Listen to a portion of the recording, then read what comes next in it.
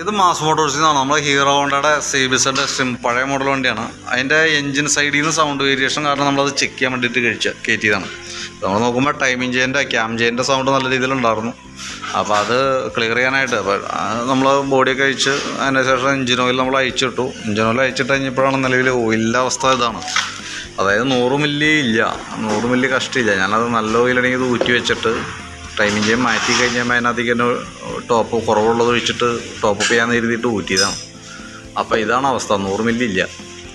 അപ്പോൾ ഇങ്ങനെ already oil level കുറഞ്ഞു പോകണമെന്നുണ്ടെങ്കിൽ നമുക്ക് മൈനോട്ടായിട്ട് ഓയിൽ കയറി കത്തണുണ്ട് എഞ്ചിൻ ഹെഡിനകത്ത് കയറിയിട്ട് ഓയിൽ കത്തി പോയിക്കൊണ്ടിരിക്കുകയാണ്. അപ്പോൾ നമ്മൾ ആ ഒരു കംപ്ലയിൻ്റ് ഉള്ളപ്പോൾ അതിന് വേണ്ടിയിട്ട് ടൈമിങ്ങിൻ്റെ ഭാഗമൊന്നും ചെയ്തിട്ട് പ്രത്യേകിച്ച് കാര്യമില്ല. എന്താ പ്രോബ്ലം എന്ന് വെച്ചാൽ വീണ്ടും റിപ്പീറ്റ് ഈ കംപ്ലയിൻറ്റ് വന്നുകൊണ്ടിരിക്കും. അതായത് ഇനിയിപ്പോൾ നിലവിൽ വരുമ്പോൾ വണ്ടിക്ക് പുകയോ കാര്യങ്ങളൊന്നും ഉണ്ടായില്ല. കാരണം പുക വരണമെങ്കിൽ എഞ്ചിനിൽ ഓയിൽ വരണം, ഓയിൽ കയറി കത്തുമ്പോഴാണ് പുക വരാം. അപ്പോൾ ഓയിലില്ലാത്തത് കൊണ്ട് തന്നെ വണ്ടിക്ക് പുകയുടെ പ്രശ്നമൊന്നും കാണിച്ചില്ല. പക്ഷെ നമുക്ക് വണ്ടി ഓടിച്ച് ടെസ്റ്റ് ഡ്രൈവ് നടത്തുന്ന സമയത്ത് 3ാമത്തെ ഗിയറിൻ്റെയും 4ാമത്തെ ഗിയറും നമ്മൾ യൂസ് ചെയ്യുന്ന സമയത്ത് ഉപയോഗിക്കുന്ന സമയത്ത് നല്ലൊരു എരമ്പൽ സൗണ്ട് വന്നിട്ടുണ്ട്. നമുക്ക് കൃത്യമായിട്ട് ശ്രദ്ധിച്ച് കഴിഞ്ഞാൽ മനസ്സിലാവും. നമുക്ക് സെക്കൻഡ് ഗിയറിലൊക്കെ പോയിട്ട് തേർഡിലേക്ക് മാറുമ്പോൾ തന്നെ ടോട്ടലി നമുക്ക് എഞ്ചിനിൽ സൗണ്ട് വ്യത്യാസം വരുന്നുണ്ട് ആ ഓടിക്കൊണ്ടിരിക്കുമ്പോൾ. അത് കഴിഞ്ഞ് 4ത്തിലേക്ക് പോകുമ്പോൾ ഒരല്പം കുറയും, പക്ഷേ 4ത്തിലും നിലവിലുണ്ട് സൗണ്ട്. അത് ആ ഗിയർ വീലുകളുടെ കംപ്ലയിൻ്റാണ്.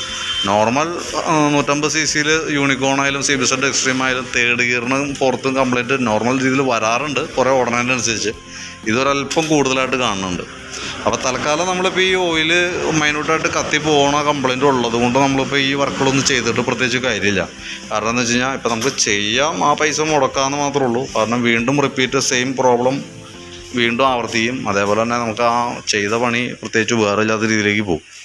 അപ്പോൾ നിലവിൽ പരമാവധി ഇപ്പോൾ ഓയിലൊക്കെ ഫില്ല് ചെയ്ത് വണ്ടി ഉപയോഗിക്കുക. ഇനിയിപ്പോൾ ഓയിൽ ഒഴിച്ചിട്ട് വണ്ടി ഓടുന്ന സമയത്ത് പുക വരും, പുകയുടേത് കാണിക്കുക. കാരണം ഇപ്പം നിലവിൽ ഓയിലില്ലാത്തത് കൊണ്ടാണ് പുക കാണിക്കാഞ്ഞാൽ. ഇനിയിപ്പോൾ നമ്മൾ ഓയിൽ പുതിയത് ഒഴിക്കാണ്ടതിലും ഓടിക്കാൻ പറ്റില്ലല്ലോ. അപ്പോൾ ഒഴിച്ചിട്ട് ഓടിക്കുന്ന സമയത്ത് പുക പ്രശ്നം കാണിക്കും എന്തേലും. അപ്പോൾ നമുക്കത് അങ്ങനെ കൂടുതലായിട്ട് പുകയുടെ പ്രശ്നം ഉണ്ടെങ്കിൽ ഹെഡിൻ്റെ പോർഷൻ നമുക്ക് അഴുകിയിട്ട് വരും. ആ കൂട്ടത്തേക്കടെയൊക്കെ ക്യാം ചെയിനും കാര്യങ്ങളൊക്കെ മാറ്റിയാൽ മതി. അതായിരിക്കും കുറച്ചുകൂടി ബെറ്റർ കേട്ടോ. അപ്പോൾ നിലവിൽ ബ്രേക്കൊക്കെ ചെയിനൊക്കെ ചെറുതായിട്ട് അടിക്കുന്നുണ്ട്. അപ്പോൾ ബ്രേക്കൊക്കെ ഒന്ന് സെറ്റ് ചെയ്യാം. അതൊക്കെ ക്ലിയർ ചെയ്തിട്ട് എഞ്ചിൻ ഓയിലും മാറ്റി ആ രീതിയിൽ ക്ലോസ് ചെയ്യാണ്ട് ഉപയോഗിക്കാം. എങ്ങനെയാണ് അതിൻ്റെ കണ്ടീഷൻ നോക്കിയിട്ട് അതനുസരിച്ചിട്ട് നമുക്ക് ചെയ്താൽ മതി. അതായിരിക്കും കുറച്ചുകൂടി ബെറ്റർ കേട്ടോ. അപ്പോൾ ഞാൻ ഈ രീതിയിൽ വർക്ക് ക്ലോസ് ചെയ്യാണ്. ഓക്കെ.